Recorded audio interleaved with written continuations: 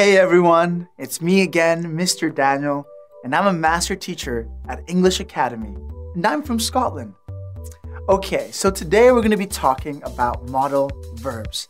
Does anybody know what modal verbs are? Alright, if you're not too familiar with modal verbs, don't worry, I got you. So, modal verbs are types of auxiliary verbs that express ability, permission, advice, possibility, and obligation.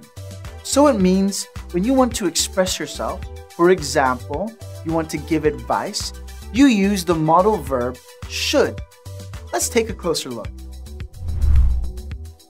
Alright, let's look at this table. We have type, we have modal verbs, and here we have some examples to help you. Let's talk about ability first. And then for modal verbs, we use can in its present form, could in its past form.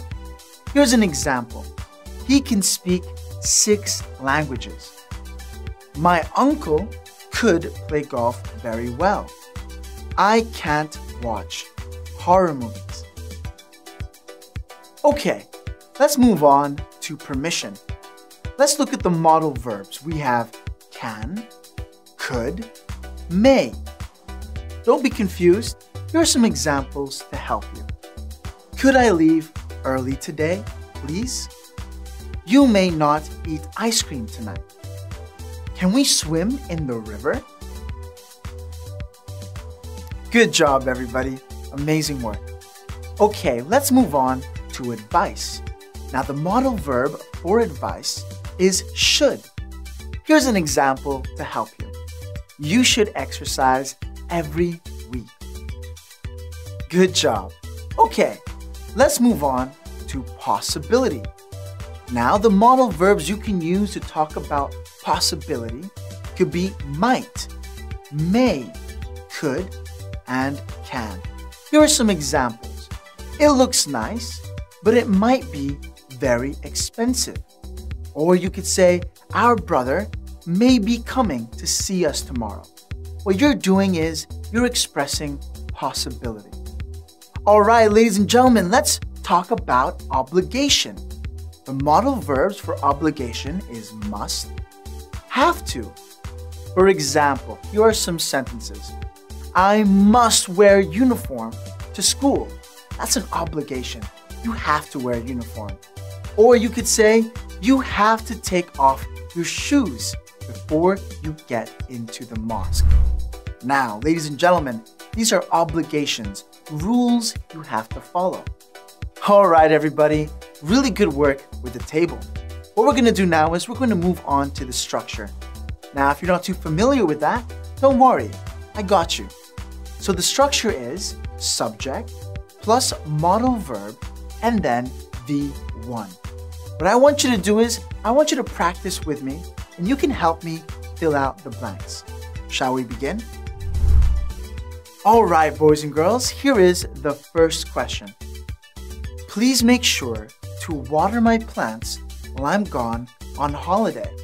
If they don't get enough water, they die. What's the correct modal verb? Good job, everyone. Really good work. They could die.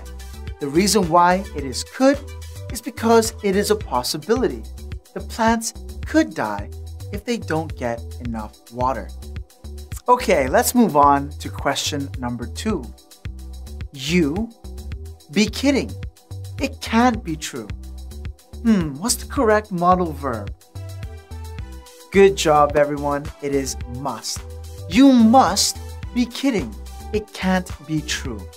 We use must, the modal verb, as an obligation. All right, good job. Let's move on to question 3. You take your umbrella along with you today. The weather forecast said there will be some heavy showers. What's the correct modal verb? Good job. It is should. You should take your umbrella along with you today. What we're doing is we're giving advice.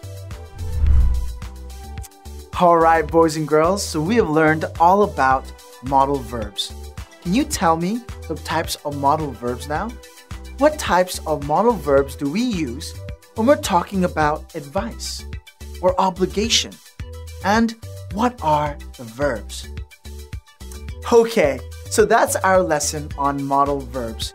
Hopefully you enjoyed today's lesson and you can practice them in your daily conversation. See you next time. Bye-bye.